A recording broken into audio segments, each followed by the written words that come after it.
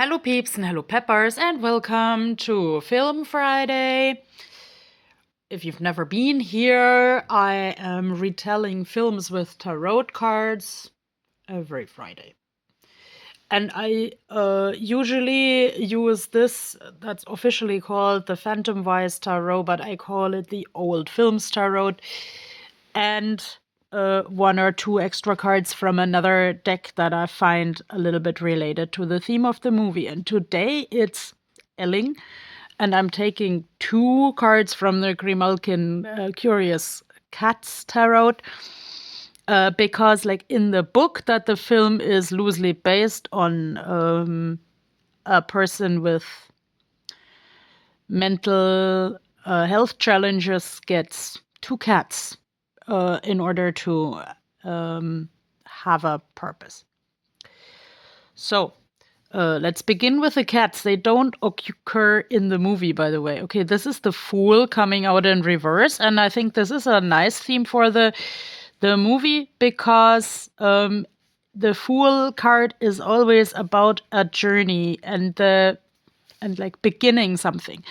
And the film Elling is essentially about like two middle-aged men having to live in a sort of care home for people with mental health challenges. And then the Norwegian state suddenly decides they can live on their own, but live on their own together. And they are very opposite characters. Like, Elling is this really small, slender man who has spent years, like, literally in a closet. And I don't mean like about being gay, but he sat in the closet after his mother died, who was his only contact person. And let's say his roommate, Kjell Bjarne, is like a really big guy, really loud guy, really filterless guy who always thinks about nakne damer, naked ladies. And let's say they sort of even each other out in communication a little bit. And of course, in the book, one of the cats is Kjell Bjarnes. And I think Elling's cat is called Elmer, but I forgot the other one. But here, yeah, we can talk about like two very opposite friends being tied together and teaching each other how to grow roses out of the chaos. Now everything is coming out in reverse, but since I'm not telling your fortune, rather retelling the film, and my life is always a little bit chaotic and in reverse, this is okay. Like in here, I see loneliness in this picture. I see that ship has sailed or that ship is coming in. It can be both dictions. Like, let's say at some point in the film here, Kjell Bjarne says, I'm almost 40 and I've never. And actually, part of the movie is his journey of, I won't say become more refined, but let's say his journey of connecting to a woman who is also a little bit raw but brings out the best in him, brings out like situations where the social worker and this woman ask, why didn't you never tell anyone you can, well, insert cooking, repairing cars. And there it comes out like no one ever asked this guy about his talents, or nobody asked the guy about his talents and wishes beyond nakne damer. So he blossoms when Elling and Reidun, like the woman, and the social worker Frank are coming into his life actually to tickle him to discover talents.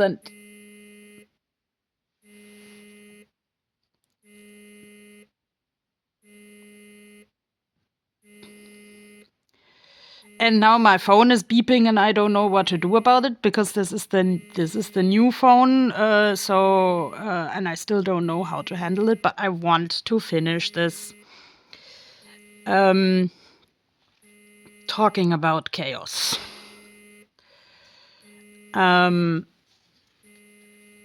Yeah, phones play an important role in the film because Elling and Kjellbjarne have like a phone phobia.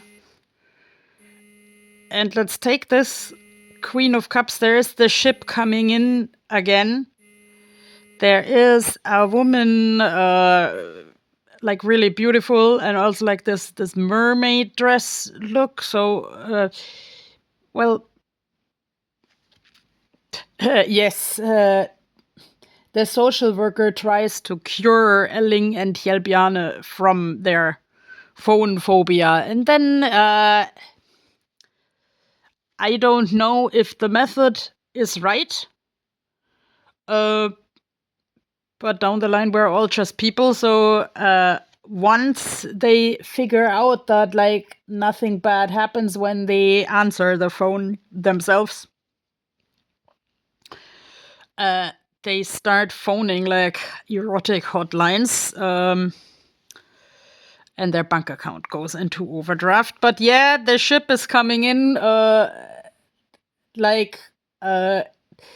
is a line from Elling that is sort of like Frank can own that. He taught us how to use the phone.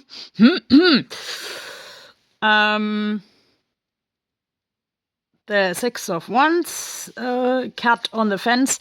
Yes, the gentlemen are often kind of on the fence of being like normal and not normal. And like, for example, Kjellbjarne pushes Elling to go to the supermarket, and then Elling keeps the entire supermarket busy because he has a breakdown where he like both mentally and physically is unable to stand up.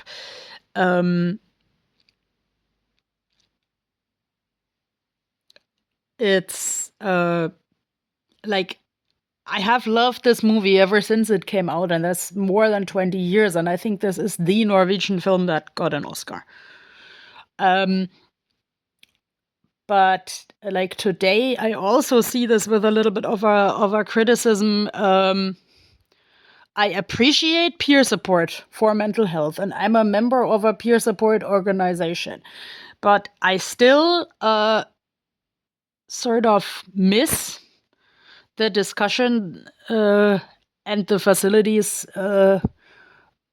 that the peer supporters need help to support the others, because I personally ended up in some situations where I wanted to help people and couldn't oversee the situation. And let's say, without planning for that, I made the bad things worse.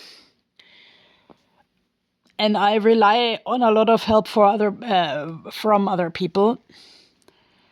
And I need to keep up the discussion with them how I want this and how I also can do this without like reducing the quality of their lives. Because yes, I have to live with the fact that I have autism and anxiety, and like, yes, sometimes I feel like Elling, and I prefer going to a smaller supermarket where the people know me than to a big one. Okay, this could be Elling and Kjellbjarne, because like the cups is often like receiving something. They are getting to know each other. They are receiving a friend also in this journey of living alone. Oh yeah, the Seven of Wands, fending for themselves. It's that basically fits into what I was trying to say. It is great if people help each other, but if then the social workers leave them to fend for themselves and don't come with any official input or don't communicate clearly, that's bad. I mean, Frank in the story is actually a cool guy. Like, once Elling yells at him because he sort of has a panic attack that, or like a lot of anxiety that's a little bit different from a panic attack, sorry. That Frank could forbid him his weekend trip, but actually Frank likes the idea of Elling going on a weekend trip with his new friends because these friends are, let's say, with healthy communication patterns, like the poet Alphonse. Here, Elling is a poet and likes poetry and connects with Alphonse through his interest, and that's really awesome.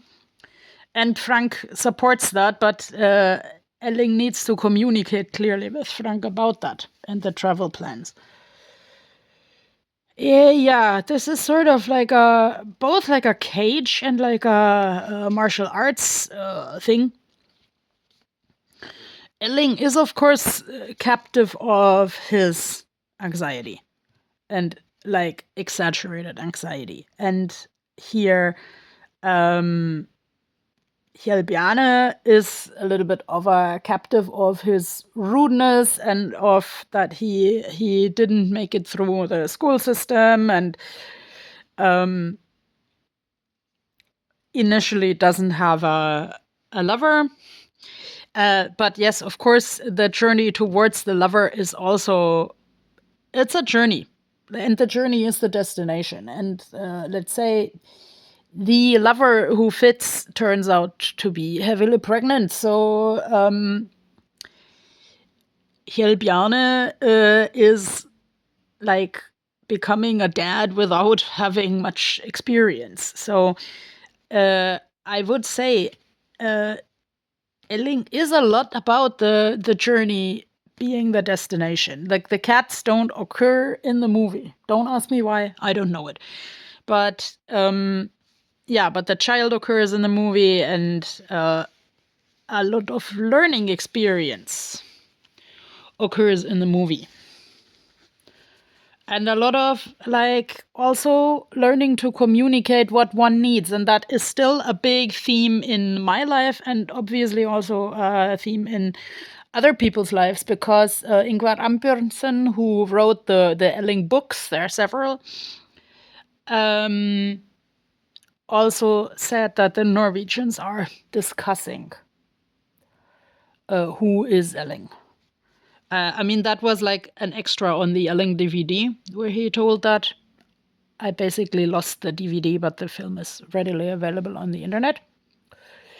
And yeah, maybe there is a little Elling in our deepest closet in all of our souls. And I wish you a wonderful, soulful Friday where you can conquer your fears and do what you like. Bye bye.